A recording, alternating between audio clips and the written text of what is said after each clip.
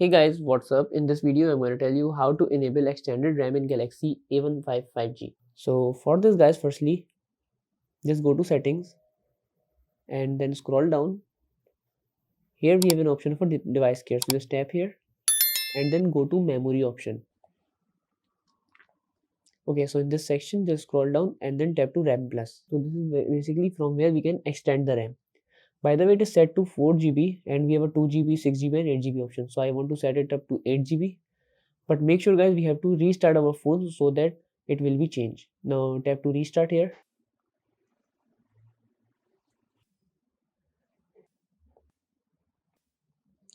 Okay guys, now let's see.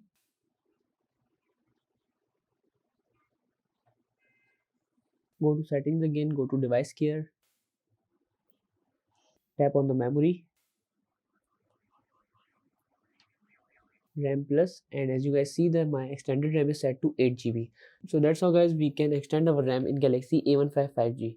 So that's it guys about the video. If this video helped you, kindly like the video and follow us for more tips and tricks. See you guys in the next video. Take care.